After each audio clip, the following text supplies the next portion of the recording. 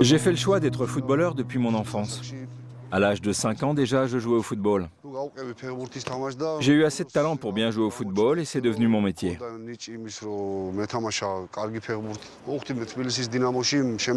Après, j'ai joué en équipe nationale de Géorgie et j'ai fait toute ma carrière dans le football. C'était ma vie. Aujourd'hui, mon métier, c'est de former les gardiens de but pour le football géorgien. J'ai tout investi, mon expérience et mon professionnalisme, pour que l'on ait de bons gardiens en Géorgie. On en a toujours eu et on en aura toujours.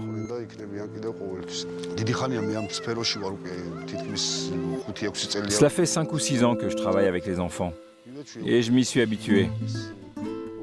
Je les considère comme mes propres enfants.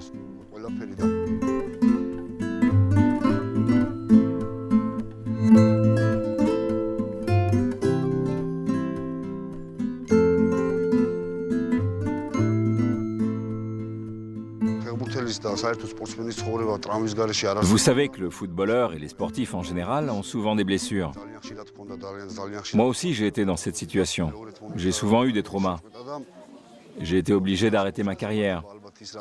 C'était un moment très difficile, comme pour tout sportif qui arrête sa carrière. J'ai commencé à boire de l'alcool alors que je prenais des médicaments en même temps et je suis tombé très malade. À tel point que les médecins géorgiens m'ont dit qu'il ne me restait que 6 à 8 mois à vivre.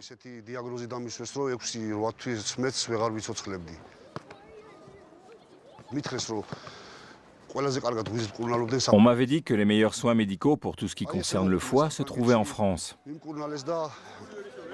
C'est pour ça que j'y suis allé. J'ai été soigné là-bas. On m'a mis hors de danger et on m'a dit que je ne devais plus jamais boire une goutte d'alcool et que je pourrais vivre normalement. Après le traitement, je voulais rentrer en Géorgie. C'est ce que je voulais faire. Mais le volcan en Islande s'est réveillé, comme tout le monde le sait, et tous les vols étaient annulés dans toute l'Europe. Je ne pouvais plus rentrer à mes frais. Je n'avais plus d'argent du tout pour rentrer en Géorgie. Je me suis adressé à une organisation, l'OFI, qui m'a promis d'organiser mon retour en Géorgie.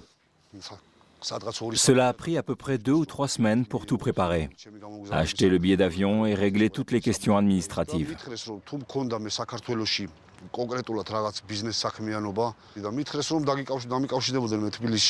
Et ensuite, ils m'ont demandé si j'avais une activité ou une entreprise en Géorgie. Ils m'ont dit qu'une fois arrivé en Géorgie, une organisation prendrait contact avec moi à Tbilissi. 2 mois après mon arrivée, ils m'ont appelé. Ils sont venus visiter mon école. Tout ce dont j'avais besoin pour le bon fonctionnement de l'école, ils ont tout acheté.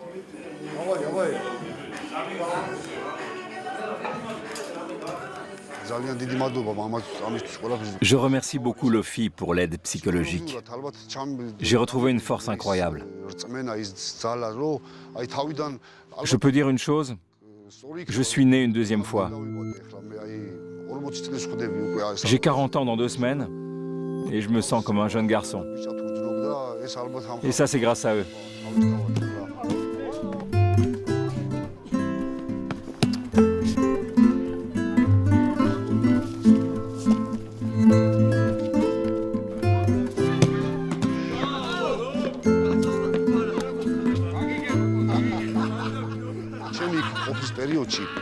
Pendant mon séjour, lorsque je me rendais à l'OFI, j'ai vu qu'il y avait beaucoup de gens qui venaient voir cette organisation. Ce n'étaient pas seulement des Géorgiens, c'était aussi des gens de Tchétchénie, du Daghestan, de Moldavie. Et toutes les aides qu'offre cette organisation, comme les transferts d'argent et le reste, je l'ai vu de mes yeux. C'était un peu difficile à croire à cette époque, mais c'est la réalité. Ce n'est pas seulement croire, je suis vraiment le témoin de cette aide. Pour moi, mon plus grand bonheur, ce serait de voir un jour un de mes élèves dans l'équipe nationale de Géorgie, avec le maillot de l'équipe nationale, qui serait au stade de Géorgie à écouter l'hymne national. C'est ça mon plus grand rêve.